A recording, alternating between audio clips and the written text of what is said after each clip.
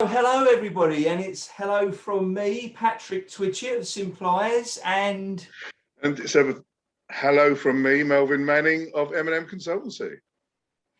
And it's a hello to, we say Mr. Goldring first. Thank you. Good morning, David Goldring from TNL Consultancy. And it's a big hello to David Roylance, CEO of Speak to Shine. As we always say to everybody, and as Melvin likes my fantastic hand signalling, please listen out, listen up, and listen in.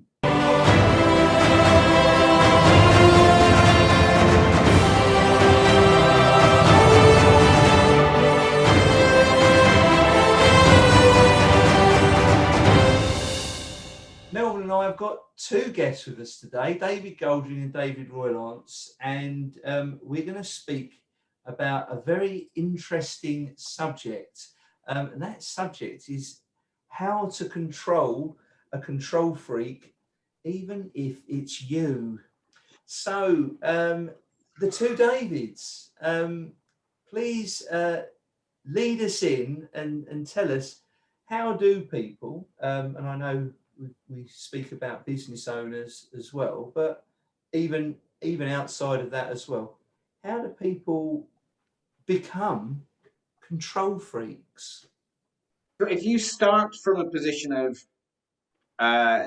employee, for instance, finding out that their manager is a control freak, it's usually because they've been promoted to a level that's a little bit beyond their skill, and suddenly they are looking to hide how out of their depth they are. And if you're looking at business owners, it's the point of the business journey where they realize that in order to grow beyond where they are, and they've got to where they are out of their own personal labor and hard work and doing very well at controlling everything in order to create that income. And they realize, well, I'm never going to grow unless I give up. And I'm really resistant to that. So I'm then going to grow and be a control freak on top of everyone else that I might bring into this business. So how would you define a control freak? Is there kind of a real definition for a control freak, whether it's you or another? I think it's difficult to define in just a few words, but a control freak is someone who just cannot let go. It could be other personality behaviors which affect an individual's overall judgment. They could be called a narcissist. They could be called a gaslighter. It's about their control, not only of themselves, but of other individuals as well. So can I just go, sorry, Patrick. So if I'm anal or fastidious, is that part of being a control freak? Well, yeah, to a degree you are. You can be a control freak within your own space. You can affect others by your behavior. Yeah. Therefore, you expect others to be exactly like you, or you can try and manage your own controlling behavior within your own space and block out other individuals. So if you're an individual in an open plan office, your control freakiness can affect your relationship with other individuals. You can become overpowering. Yeah. By controlling your behavior, you can say, this is my space, therefore within my space, I am going to control every element of the space in the way that I feel comfortable with. So there are a number of different meanings behind it. Yeah, sorry, Patrick, I did interrupt you earlier. Yes, well, I was very intrigued by the fact that David mentioned gaslighters, and I'm quite intrigued as to what the definition of a gaslighter is, please. Well, excuse me. A gaslighter used to be used to light cigarettes back in the day. Yes. The terminology now used to describe somebody who is a gaslighter, it's a true controlling, behavior of an individual, whether it be in a personal circumstance or whether it be in a business relationship, where the other person is trying to undermine the feeling, the behavior of the person opposite them. By undermining their behavior, they are in a position of control. Ah, So okay. gaslighting as a term comes from a play by Patrick Hamilton called Gaslight. It was made into a marvelous British film in 1940 and then remade in 1943. And in the British version, the brilliant Anton Walbrook plays the part of a man who is deliberately trying to convince his wife that she is going mad by suggesting that things that she can see aren't actually happening. And one of the ways that he does this is by changing the level of light in the home coming by the gas. She says, "What's happening to the gas light? It's all gone dark." And he's going, "I don't know what you mean, darling. There's nothing wrong with the gas light. Are you sure it's not in your head?" And so he convinces her that she's insane. And so it's that kind of behavior. Gaslighting is when you're actively putting your view of the world onto other people so that you actively disempower them and make them dependent on you. Yeah. Wow. So is that the do as I do or whatever principle? I wouldn't say it's do as I do. I think it's a case of planting seeds of doubt in the other individual that empowers you, the individual doing it, makes you feel good about yourself. Yeah, look how powerful I am.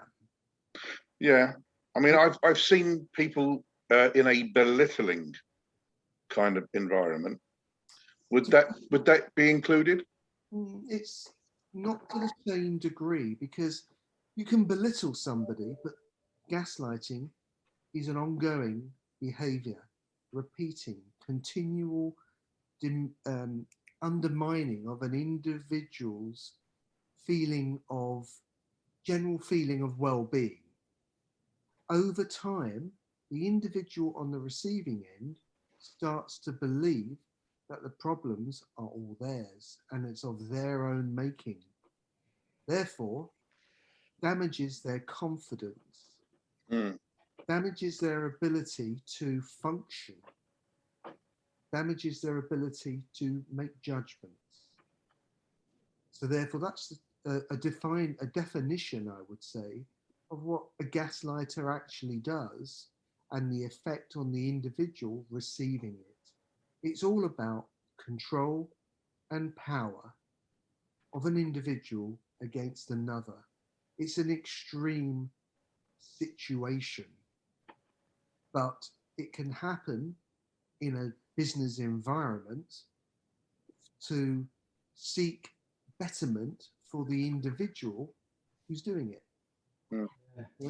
Yeah. And I think the corporate environment can get a little bit like that, can't it? People want to climb the ladder of success and they want to tread on whoever's in their way. I mean, there's the famous saying, isn't there? Be careful who you tread on the way up, because they might tread on you. You're going to meet them again on the way down. Yeah. They might give you a helping hand to come down as well. Yeah, so can I just ask, so typically, chaps, give us a scenario, some kind of typical office environmental situation where the control freak is trying to manipulate. I think if you had somebody who is a boss in a room saying, "I want you to do these tasks so I can get on with doing something else," but instead what they actively did whilst you're doing those tasks is stand over you and tell you exactly how bad you are at doing that task in comparison to them, so that you massively undermine their ability to do that task. Because what you're doing is you're taking the story in your head of what you fear is going to happen and making it happen. So notoriously, as I was alluding to earlier, it's kind of my way or the highway to some degree, isn't it? I wouldn't. I wouldn't. I know that's a bit harsh, but that's where it potentially leads. Well, there is. It can be that way. There is one element of that, but I think a control freak in a work environment is undermining the individual. That you have to question why they're doing it. Now, it can be that the control freak just can't let go. Yeah, it's not that it's my way or the highway. It's just that they've got such a grip on what works, and therefore they doubt about whether any other individual can do it as well as them.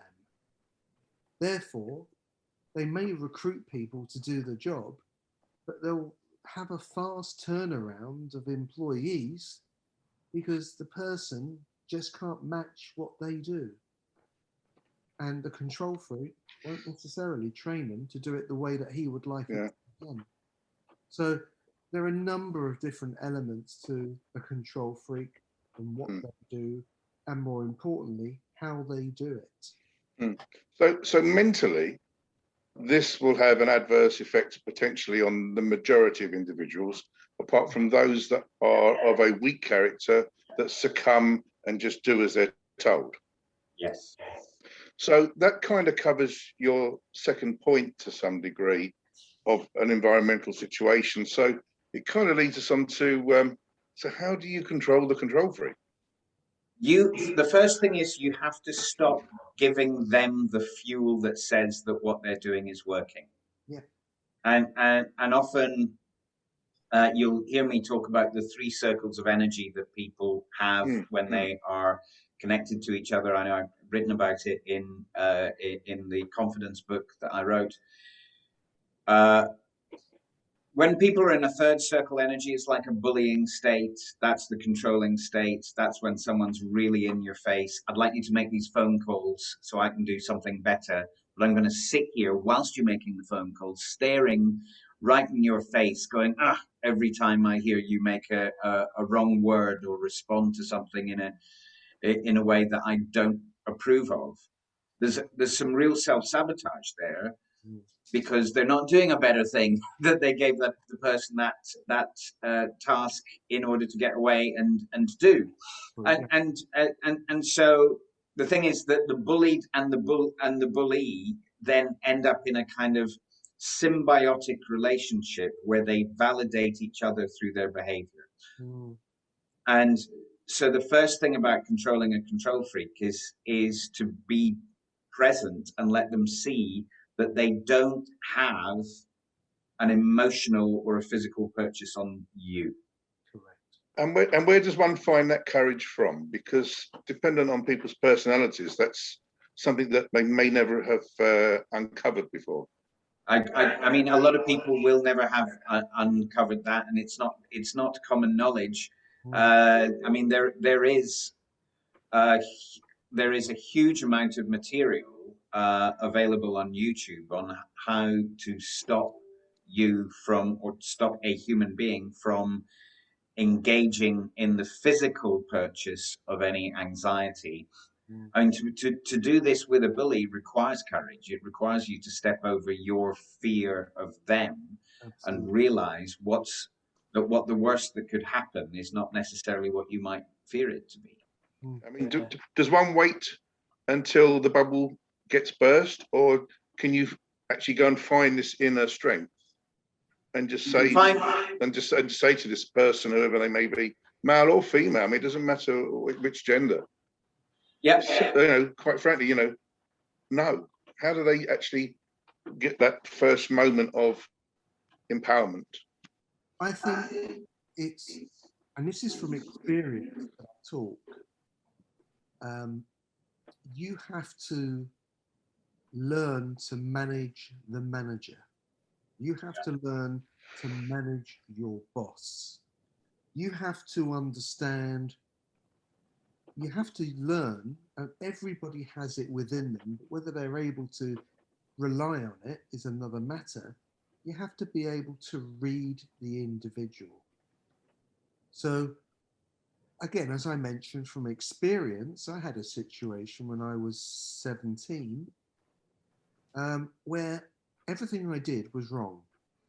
I was in a trainee position. I couldn't do anything right. Everything I did was criticized. Everything I did was judged.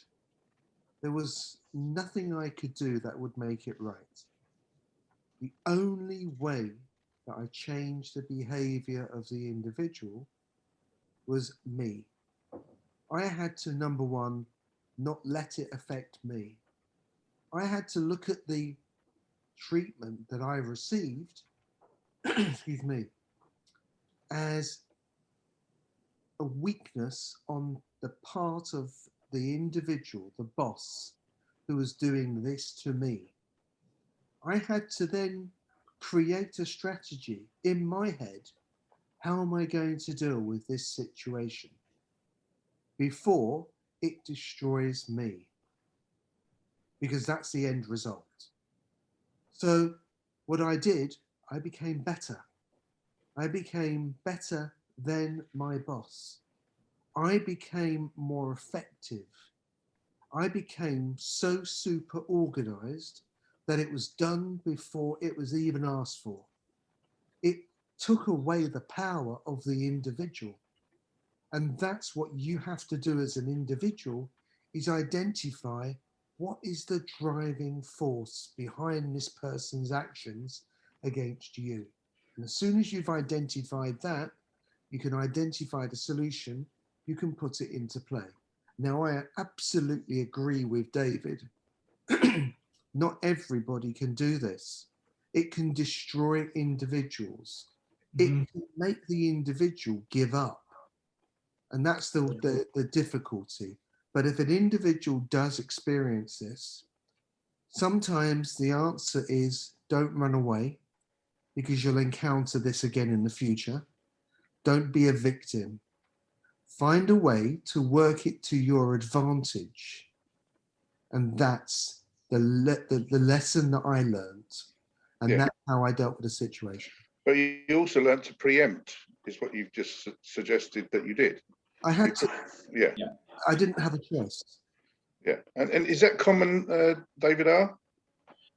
It is, and what fascinates me is just how much of the noise around media and social media and everything that's coming into our lives is about training us to believe we are victims, and how easy it is for us to fall into that, as human beings, to fall into that being our baseline state of how we approach life. So the idea that we would choose not to be a victim runs very much in the face of a lot of the information that we're getting.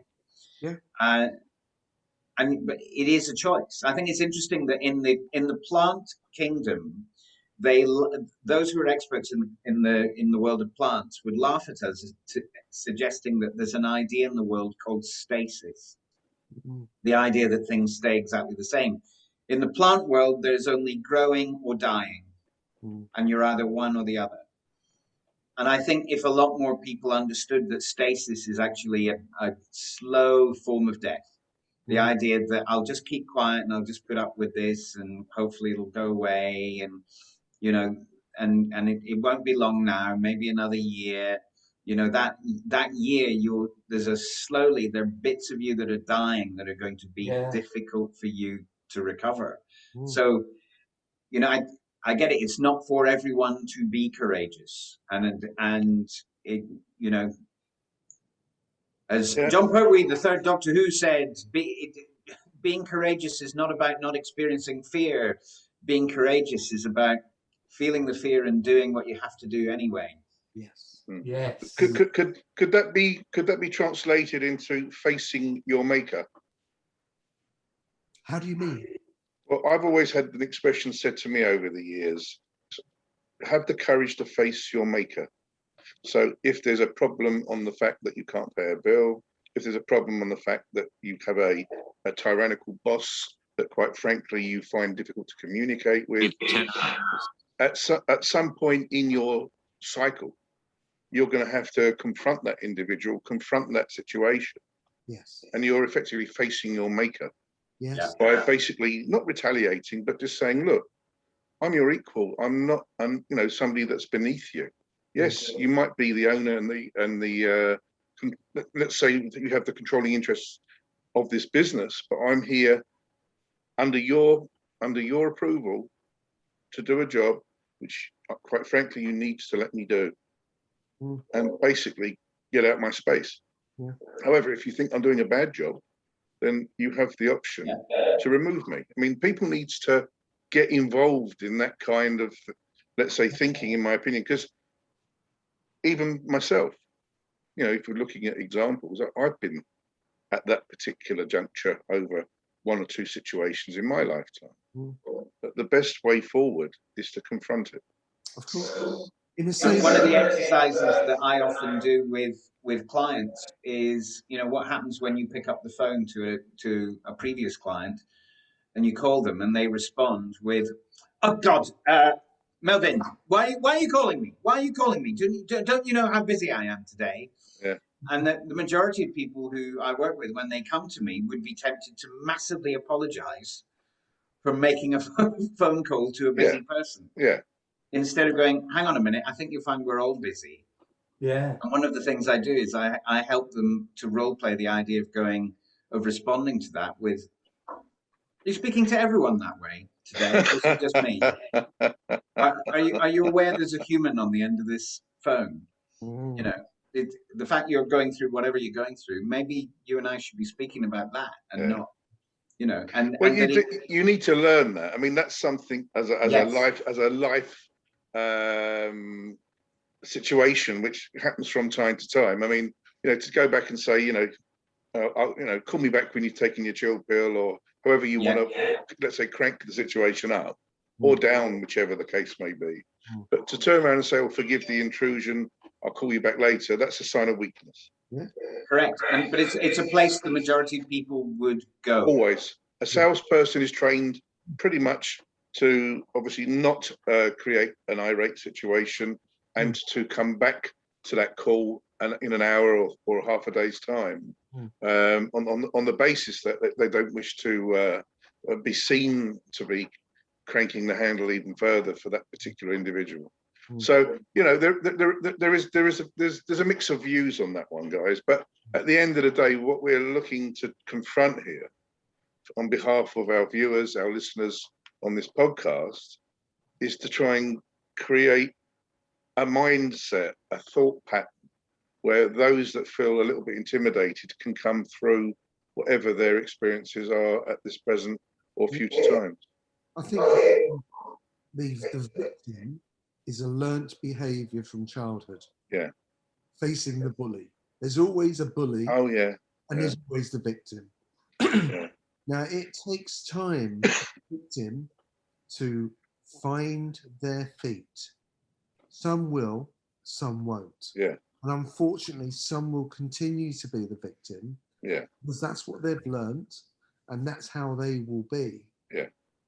But it's a behaviour that can be turned around, because it's just confidence. So if somebody is being physically bullied, they can be taught martial arts skills to be able to stand up to the bully. If somebody is being verbally abused, they could be taught superb vocabulary, which can put an individual down in a moment. Yeah? So even though it's a learnt behaviour, it's a behaviour that can be reversed. Yeah. Therefore, there is opportunity to be able to manage the situation. Now, in some instances, and as a manager of people, when I was managing my company, I had situations where people would come to me and say, "X person is doing this to me. This is how it's making me feel. What can you do?" And I would give the same response as I gave to my children, is, let's see how we can help you. What do we have to do for you so that they don't have the control over you? They can't affect you. And that's the key element here. You need somebody who will be able to help you, not stand up for you, but give you the tools to be able to deal with that situation effectively. Can I ask you guys, because this is obviously very interesting, and it's something that's fascinated me ever since I became an employer at the age of 19, which was quite a long time ago. And having hired and fired over probably anything up to 400 people over the years, but in the nicest possible way. Oh, I can believe that with you, Melvin. It was very nice. Well, listen, you know, in one's heyday, you know, you do that kind of, you have that situation in mind. So I have to say I was a pretty good boss. But that aside, so you've gone through all the motions. You've now captured the fact that there is a way through this. Tell us about the elation. Tell us about that feeling of when you've actually confronted this person, when you've actually got through the situation. What's that feeling like in your words? It's hugely empowering from right from your core, right from the center of you, radiating out. That, I mean, it's going to be exhilarating because it was scary to begin with. Yeah. You found the breath, you found the courage, you stepped over that fear, you made something happen. Maybe your control freak boss crumbled, or maybe they apologized, because people, if they're presented with new behavior, have to respond differently. Yeah. But how do you stop it going a little bit OTT, where the elation suddenly makes you the control freak? Very good question. No, because I've seen this. Yeah, I think, well, somebody who's abused becomes the abuser. Yeah. Oh yeah. Oh yeah. I think it's you would hope that having experienced the negativity, that the individual wouldn't do it. But there is the other side. Having seen the control and the effect it can have over others is a very dark road. Oh yeah. But one that some people may like. And it's a road of between good and evil, as I would describe it. Now, you can't dictate to a person which road to choose. You can only try and show them what is at the end of each road. Yeah. And I think that's the key. So I can't answer your question in any other way other than hopefully there is somebody above that individual who mentors them, who can show them the consequence of either direction. I mean, George Lucas tried to do it in Star Wars, where he created, obviously, this Force kind of storyline. Yes. Yeah. Where you had obviously the good and the bad. Yes. You had the dark and the light. Yes. Etc. And it was his thing, from what I can gather from some of his documentaries, where he was trying to show people that the dark side is not a good place to be. Absolutely. So similarly, in a office work environment, relationship environment, there is a lesson to be learnt there, isn't there? And there is something that you could actually take from that, isn't there? Of course. I think it's down to the training of the individual. So before an individual is given the opportunity to be promoted, give them the skills and the insights as to how to manage individuals, not to learn from an experience, a negative experience that they've had, which they will subsequently or could subsequently use against another individual. Now, that's interesting, because you bring George Lucas into play, Melvin, here. That in 1977, of course, George Lucas made a film that absolutely transformed the nature of summer cinema. Is that correct? It did. And then he made a trilogy out of that, and then he came back and made the second trilogy a few years later. Yeah. That didn't really change the nature of cinema. And the main difference is, when he was making that first film, he was surrounded by people like Harrison Ford who'd say things to him like, do you know what, George, you can write this shit, but you can't make me say it. Correct. And in the second trilogy of films, he was surrounded by people going, yes, sir, 3 bags full, sir. Yeah, because of the success. Yeah. Yeah. They wanted to be a part of that journey, go on the ride, get on that roller coaster. But he also, actually, to that point, because if anyone, I'm sure most people know that I'm quite a Star Wars fan, and I'd never known that, Patrick. Didn't know that. Having deliberately said that, knowing that. That famously the toys were delayed on their release, and it worked in their favour massively. I think the first toys took about 6 months to a year to come out. So all these kids are gagging these toys. Only about 6 figures come out, and it took off. And George Lucas realised within the first couple of years that actually the sale of the toys made more money than the film. Yeah. And he'd given so much of a percentage to the toy company. And there was a Netflix documentary on this. Yeah, and he literally turned up at their offices a few years later with a couple of heavies to have a legal discussion. And these heavies sat right down next to the bosses of this toy company and like saying, you know what I mean, you've got to deal with George. So I think he'd taken a step towards the dark side at some point. Yeah, definitely. Yeah, but always the danger, isn't it? People will always fall foul of greed, which changes their character, and it creates another facet of the control freak individual to some degree.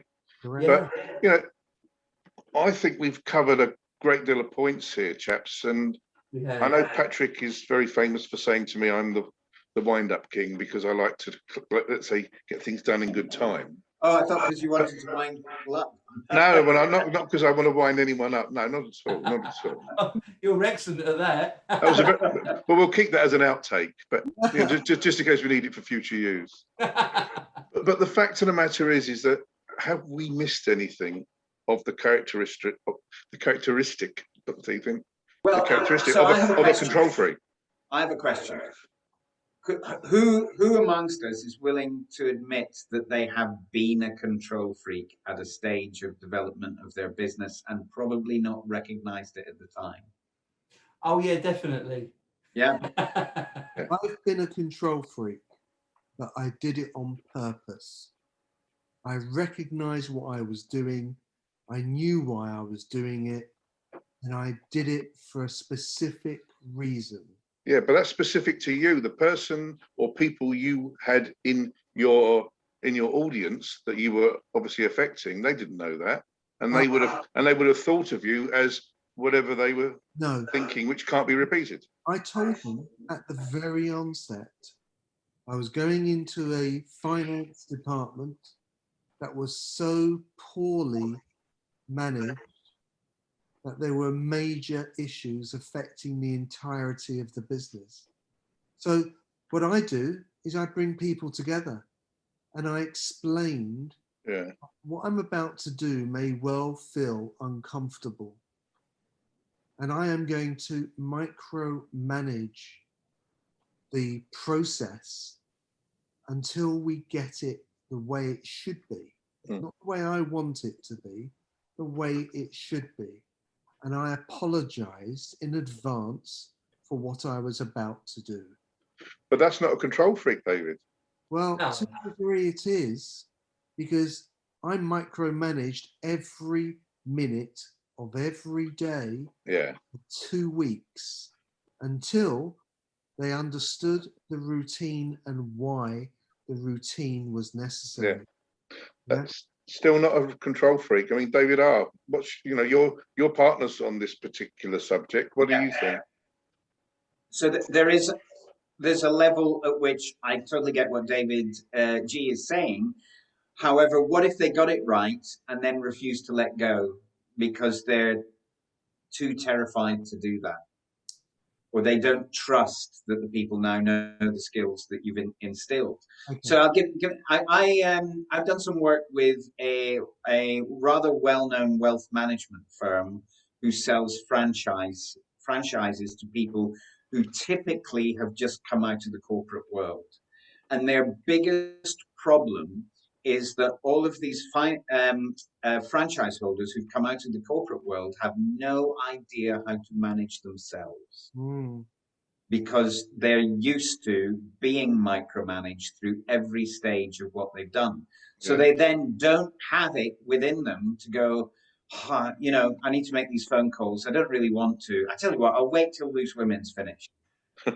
I tell you what, I'll wait till Homes Under the Hammer's finished. I'll do it tomorrow. Oh, here's the wife. And so consequentially, lots of procrastination because none of these people have been empowered into the ability to be conscientious on their own behalf. They're able to be conscientious when someone tells them to be conscientious, but they've got no power within themselves to go, right, I'm the boss now of me. And that's when what you've got is, as a business owner, is a U-shaped problem. You are the problem. Yes. Yeah. And you've touched on a few aspects of it, and I know I've probably mentioned this particular point before, and the child within me always ties everything into war. War always sort of sits quite well with me. And Eisenhower and General Patton were famous generals in the war. Eisenhower was the lead general, and he was a perfectionist, and anything he delegated to anyone, he famously explained it, like you said, David, micromanaged to the nth degree. This is exactly how you've got to carry it out. And it took ages to get anything done. Whereas General Patton quite famously delegated and just said, this is what I want done. I don't care how you do it. You show me your ingenuity and you get it done. And General Patton steamed across hundreds of miles, whereas everybody else was just faffing around. So we've spoke about the perfectionist aspect. We spoke about the gaslighter aspect. Is there any other aspects? Because what I'm trying to think of is indicators for people out there that think... Well, there is an indicator, Patrick. There's an American indicator, and then there's an English indicator, which are all front of mind, all recent news. So you've got somebody like Alan Sugar, who has that General Patton attitude, and you see it on The Apprentice. I don't care how you do it, but this is what I want you to achieve. And come back to me with the results. And if you obviously achieve well, you'll be the winner, and obviously somebody else will be the loser. Quite simple. And then you've got Donald Trump, whose way of managing was not by micromanaging, it was my way or the highway. This is how you do it. This is how it all happens. This is what I expect to see. And basically, don't come back to me unless you've done it this way. So it's here in the forefront of everyone to see right now. And you can see the results of that. Alan Sugar has immense success. Donald Trump, bless him, and as much as obviously he has an immense wealth created by his father, which Alan Sugar didn't have, and he has obviously expanded that, people work under him under fear. There's another as well, Mark. Who's that? There's a leader who allows their employees to make mistakes and learn from them. That's the most empowering leader you could get. Yeah. Because that creates confidence. That creates empowerment. Yeah. And that creates well-being within an organization. Yeah. Well, I suggest that anyone listening to this learns more about somebody like Richard Branson, who has conducted his life since he was a young man in that manner. And, look at the man now. Absolutely. A continual achiever despite adversity. Yeah. And one who looks after his employees. Yeah. I think he's a very generous man, but I don't know him personally, but that's what I see from the articles and books that I have read about him.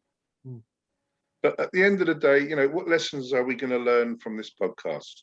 How would you summarize and bullet point where we've gone in this particular recording? I would say, sorry, Deb, my apologies. No worries, David. Thank you. I'm going to say, if you're under the thumb of a control freak, that you do have power. That, you know, the worst thing you can do is pretend that nothing's happening, hide away, and hope that it goes away. Never will. Find courage to be able to change that relationship. And the other thing is, have a look at, are you in a stage of your business where maybe you have become that control? Are there areas that you can look at and say, actually, I could really let go of that if only I trusted that person to do their job that I'm paying them for? And if you don't, then what do you need to do to be sure that you can trust them?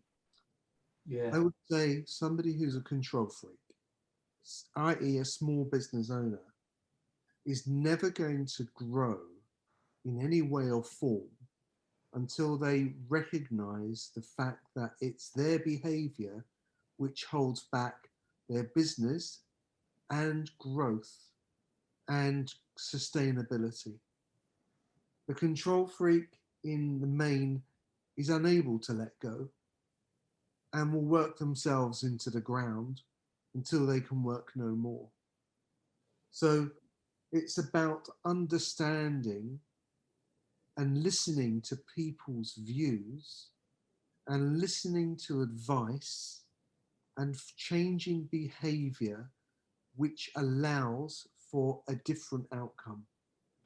I agree. And if we think about George Lucas and Star Wars, then we're thinking about he changed cinema because he listened to those other voices and he was adaptable at that time. Yeah. And later he didn't. Yeah. Exactly. Yeah. Yeah.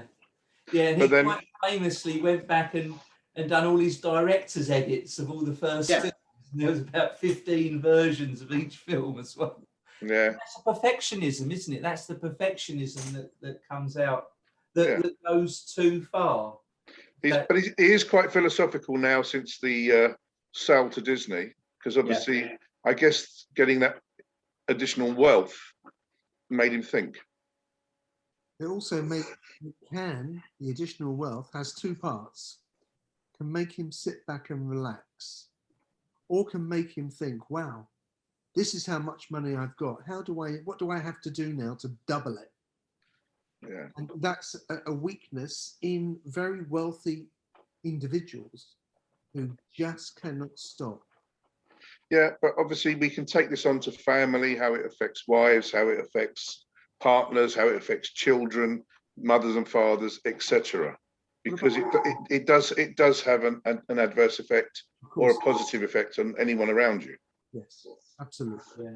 Yeah, absolutely. Which I think is a subject for another day, Patrick. What do you think? I think so. Yes, I think after psychoanalyzing George Lucas, if he's watching this episode, we do apologise. We love you. Offence. We do. Listen, no offence to anybody. No offence to anyone we've obviously mentioned. But at the end of the day, you know, the facts are the facts, and we have to live with those facts. And hopefully, others who are aspiring can gain their confidence if they haven't found it yet. Sorry, Matt, please. Yeah, Donald Trump says he knows where you live. He's welcome to pop in for tea anytime. There's a big field over the road where he can park his helicopter. Absolutely.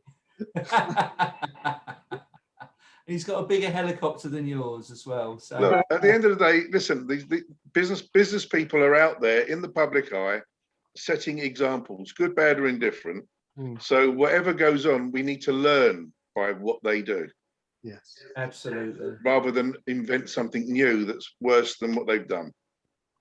Yeah, I think in summing up, David R touched on it earlier, that behind most bullies is another bully. You know, the bully in the playground at school, you find out gets knocked about by his dad, you know, or whatever. Absolutely. There's normally something behind why they've got baggage as to what's yes. do what they do. Carl Jung called it failing to assimilate your shadow. And it's like men in particular can't be any use to anyone unless they incorporate their shadow. And by that I mean the bits of them that they don't necessarily like. And that might be aggression. Oh yeah, I mean, how often will you hear you are your father's son? The daughter's just like the mother. You'll hear all sorts of commentary like that over the years. And as you get older, you see and feel it for yourself. I'm becoming my father. I'm becoming my this or that. It happens in life, does it not? Yeah. It does. Yeah. I think you also have to put your individual stamp on you. Yeah. And then you need to learn to love you. Yes. That's the important thing. Because if you don't love you, nothing else is going to change.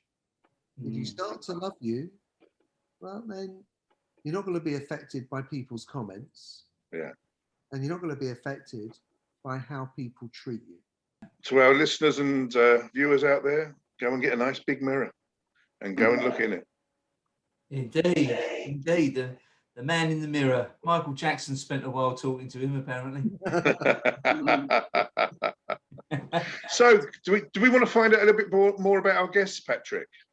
We do indeed. We do indeed. And what I want to ask the two Davids at this point, and I'll start with David G, as you've now started labelling people. Are you doing this in alphabetical order? Yes, looks like I'm it. going to do it between the two. So, David G, just tell everyone a little bit, firstly, about what it is that you do. Nice and briefly, just sum up what it is you do. Well, I'm a business advisor. I work with SME businesses, and I try to make a difference not only to their business and its success, but also to their personal lives by enjoying that success. Excellent. Well put. And Mr. Roylance. So at Speak to Shine, I typically help either female executives in the corporate space to make a bigger difference by becoming more confident, shining whenever they speak. As a result of making a bigger difference, they usually get themselves a promotion that adds an extra 100 to 150,000 into their income stream.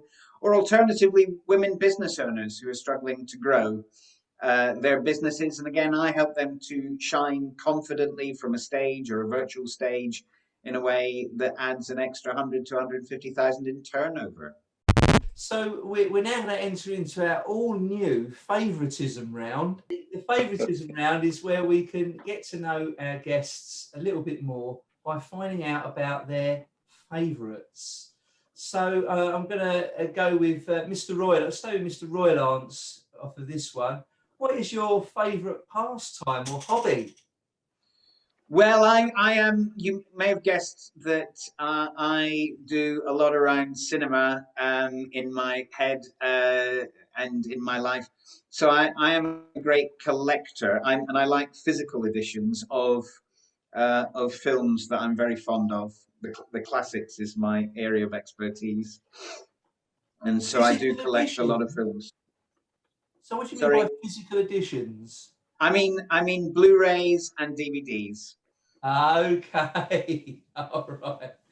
Okay. Huge stack. Excellent. So I have a huge stack. You can't see it in the room, but it's one day I hope to have a display cabinet. Then I'll invite you all over to show it to you. Excellent. Excellent. And Mr. Goldring, what is yours? Football has always played a very big part of my life. From a very young age, I used to play football, and I was bloody good at it, if I'm being honest. If only I was 6 foot tall, but that's another story. My other love in my life is playing the clarinet. I've been playing now since I was 15 years old. I'm now 63, and you would think by now I would have learnt better, but I think I play okay. So they're my hobbies. Excellent, excellent. So, and what's your favourite tune you pump out on your clarinet? To be honest, if I hear a piece of music that I like, it sticks in my head, and then I can play it. But if you wish to call a favourite artist that I enjoy playing along with, then that is Jamie Cullum. Okay. Okay. In terms of genre, can be absolutely anything. I've just got to like the music. So would you say you were more of a Benny Goodman or an Acapulco? God, come on. Neither. So many years. I am more contemporary rather than old.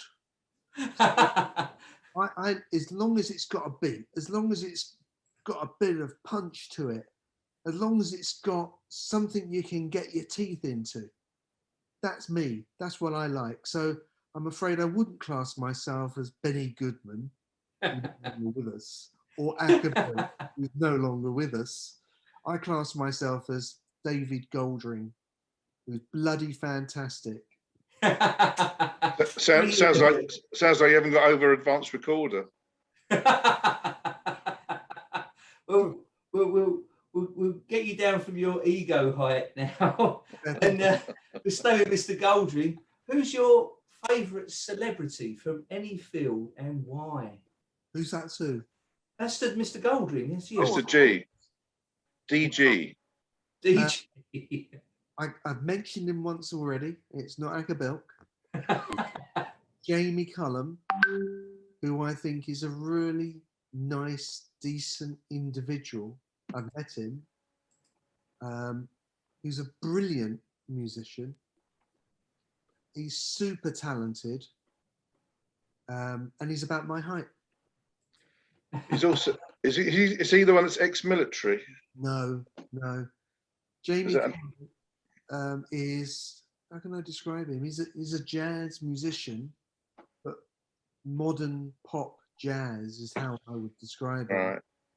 And I met him in Selfridges, and he was playing with the sound machines, and I said to him, surely you have people who can do that for you.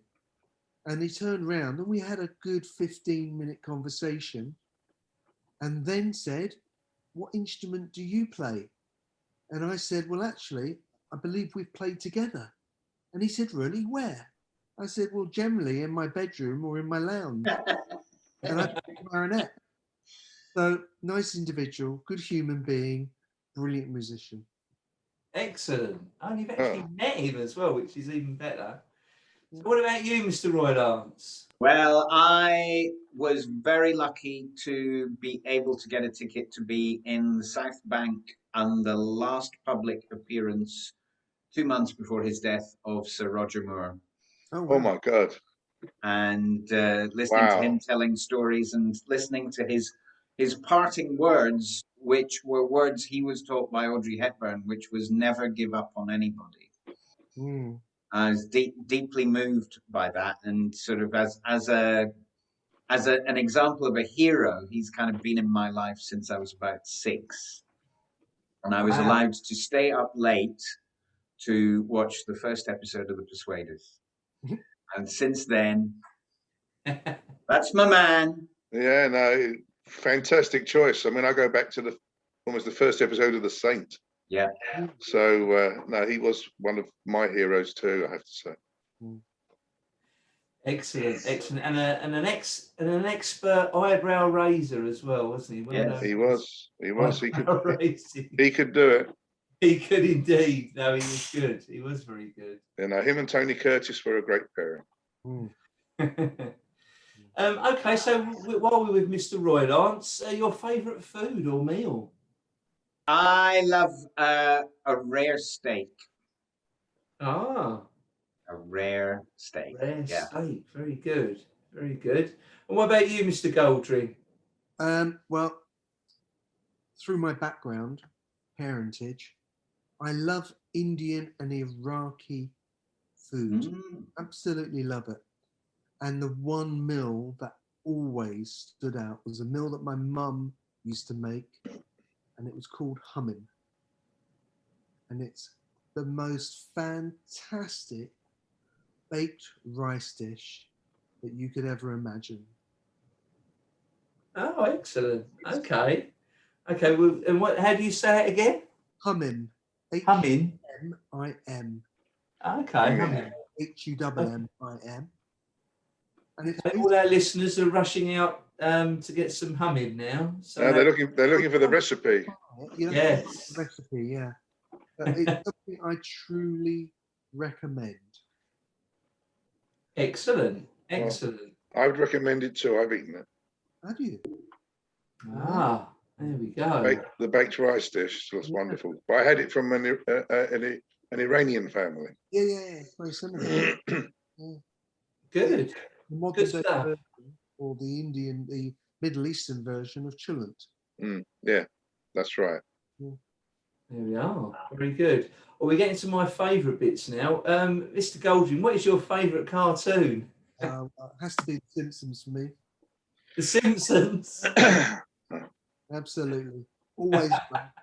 Always makes me laugh. Wonderful. Yeah, very good. And your favourite character in that cartoon? Oh, well, it has to be Homer. Yeah. It does, doesn't it? It has to be Homer. It's what I've always wanted to be. It's what you're you mean it's what you're becoming, is it? I hope not. Well, my boys used to call me Homer Free Hairs because free hairs, as he said. That was their nickname for me. How very kind of them. And Mr. Roylance, your favourite cartoon? Favourite cartoon? It's got to be Dastardly and Muttley. Mainly because when I laugh, I'm always compared to Muttley. That's what my wife always says. Oh, there's Muttley over there. A prime example of what happens when a control freak employs a dog to do all this work for it.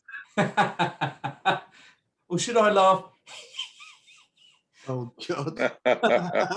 Oh, dear. Patrick, you've been waiting a long time to do that, haven't you? I've been waiting for someone to say that they like Dick Dastardly. I'm so pleased you both didn't say Scooby-Doo. So that has been my children's favourite for years. Yeah. It was Stop the Pigeon, wasn't it? Yes. Yeah, well, that was in the days of Penelope Pitstop and oh yes, and various other Wacky Races. Wacky Races, yeah. Races. Yeah, and they always had that strange guy who stopped the pigeon on the aeroplane that went.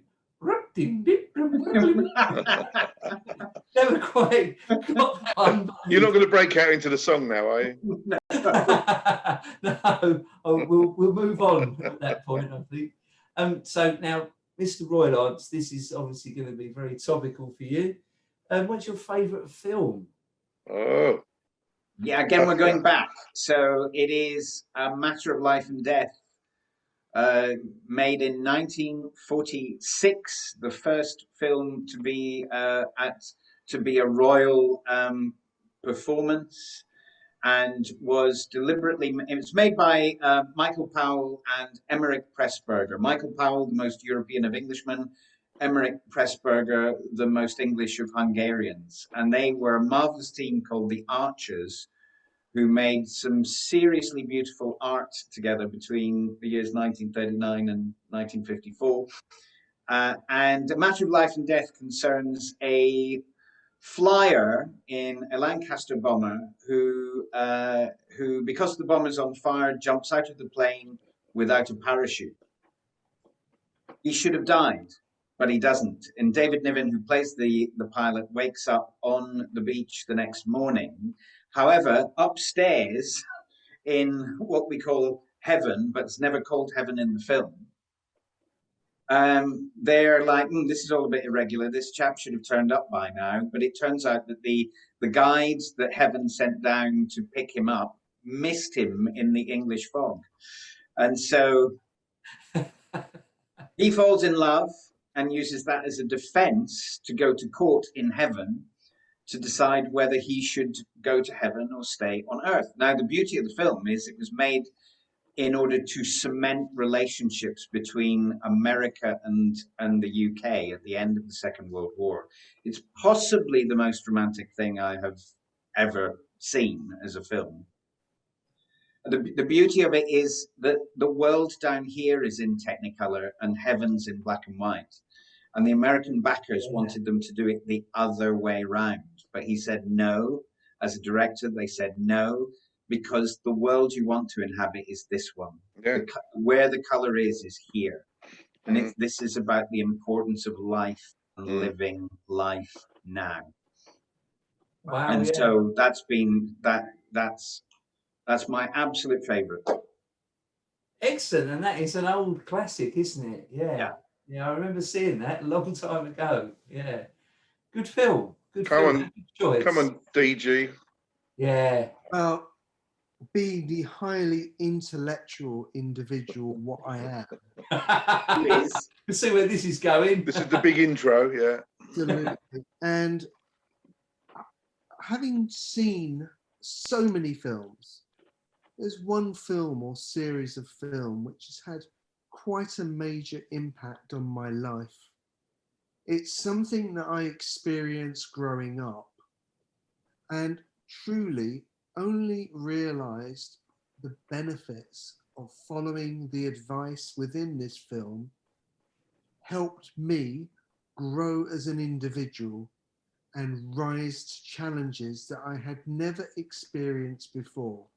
I can't wait for this punchline. He's really building up to this. And it's a story of good versus evil. It's a story of good versus bad. It's about bad not being the winner. It's about good winning. And it's about what you have to do to learn to be able to stand up in adversity and win, but win the right way. So the film or the series of films that I have chosen from my immense archive is The Karate Kid. Ah, David Stan. Yeah. David Stan. Film. Mr. Miyagi is the mentor that I always wish I had. Daniel is me. And standing up to the bullies was me growing up. And then they very kindly brought out a fantastic series of The Karate Kid on, I think it was Netflix or Amazon. Cobra Kai? You talking about Cobra Kai? Right. Oh, yeah. Wonderful thing for them to do. I'm in heaven. So for me, yeah, it's always going to be The Karate Kid. Wonderful film, wonderful storyline behind it. Excellent. Next question, Mr. Patrick. Oh, David, good call. Sorry, you got me there. I was on my wax on, wax off there. Sorry. Yeah, no, I can see you were going to start going into David Carradine and all sorts of other stuff. Grasshopper. So, Mr. Goldring, how about your favourite TV show? Wow. Again, I've seen quite a few in my time, especially during lockdown. But my all-time favourite is Line of Duty. Oh yes. What a wonderful good show, yeah. Series. Yeah. Absolutely Yeah. superb. Funnily enough, I've seen a YouTube clip that says to sum up the whole series of Line of Duty, and it repeats these sections of the guy in charge. He's going, "Mother of God, bend coppers. Mother of God, bend coppers." I thought that was pretty good to sum that up. But that was really, it was nail biting all the way through. Yes. Until the very last episode, which was the biggest letdown in TV history. Hopefully there's another series in the making. Indeed, I'm sure there will be. It was very good, that was. And Mr. Roylance. Well, I'll give you two from my classic scenario. Over lockdown, rewatching The Persuaders has been for my wife and I, and she never saw it because she's younger than me. But funnily enough, we watched it together, and she said it's one of the most joyful things that she's ever watched with me. Because it's just two, like Melvin's saying, two very different men at the top of their game doing what they do really well and somehow melding beautifully with each other in order to have a lot of fun. And so that joie de vivre kind of really launches out of the screen. And for say something more modern that I adore, Inside Number 9, which I think for me is the modern television series that has that really says something. I think there's a lot of modern television that would like to say something but doesn't really. But and the thing is, Inside Number 9, if you don't know it, is an anthology series. Everything is different every week, except that it happens inside something that is numbered 9. So a house or a factory or a garage or a hotel room. It's always number 9. And and it's Reese Shearsmith and Steve Pemberton who write it and are often playing lead characters in each story. Like the Twilight Zone in the 60s, it's very different every week. Sometimes it can be supernatural, sometimes it can be more kitchen sink.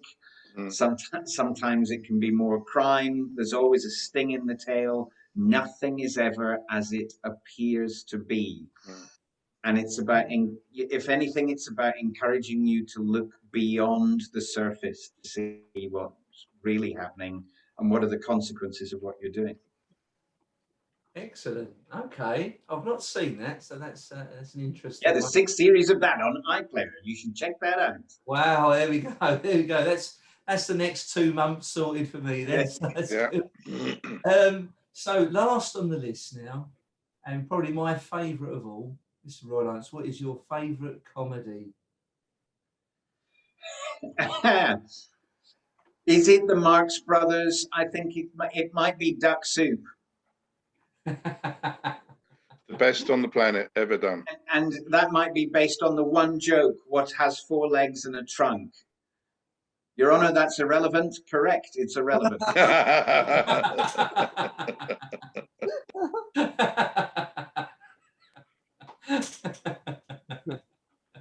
Very good.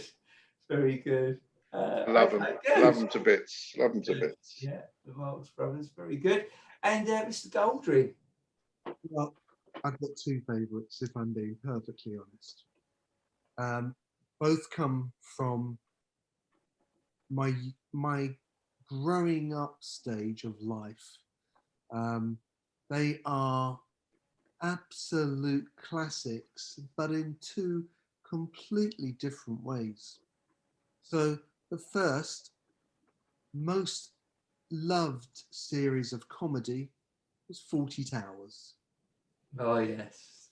The second, and I would struggle to breathe in this guy's company or watching him on stage or in TV, was Freddie Starr, who was a comedy genius.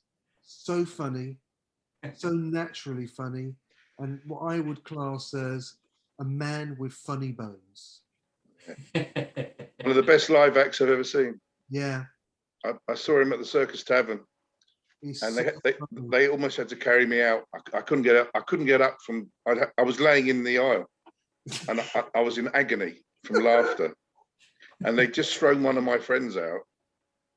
You know, he gets all busy. Yeah. And he, you know, his blue show, which is what it was just astronomically wonderful. I couldn't get my cheeks down for about a week. Yeah.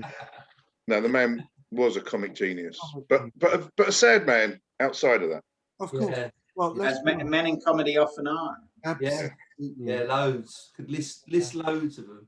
Yes. Yeah, absolutely. Well, that's brilliant, guys. Absolutely brilliant. Yeah, excellent. So, our listeners, if they want to get hold of you, Mr. Goldring, what's the best way they can get in contact with you if they want to? Well, they can send me an email, and my email address is david.goldring@TNL, which is Tango November Lima consultancy.com, or they can call me, which is an unusual thing nowadays. But my mobile number is 07956 633434. Oh, well, there you go. David's giving his mobile number out on a podcast. Yeah. Expect to get spammed from India for the next Women 6 who months. wish to phone me up, by all means, be my guest. My wife's not here at the moment. Let's hope she doesn't watch this. Mr. Roylance, how can people... And the same, David at davidroylance.com would be the email. And I welcome calls from people who just want to have a chat. 07770 465 149. Excellent. Oh, that's fantastic. Perfect. So, everyone, Melvin and I have decided to finish the word game at the end now. So this is the last word game ever. It's been replaced by the all-new favouritism round. But last time when we spoke, Melvin, my word was malapropism. Malapropism. We Yeah. have moved on. It's almost you almost couldn't say it. Well, yes. Right. Malapropism. Yes, indeed. So enlighten myself and the viewers and the listeners. Malapropism. What is this word? Well, so very briefly, it's when you use a word in the wrong context, and often that can turn out to be really funny. And there's a couple of examples here from TV shows. So this one is replacing the word contradiction, I can assume, and the phrase is, and I can tell you this without fear of contraception. But I have a personal favourite, and I don't think you were ever too keen on some others to have them. Frank Spencer, were you? I loved it. Oh, you did. Oh, you I did. loved it. Oh, okay, yeah. That was Betty. One of my Betty, yeah.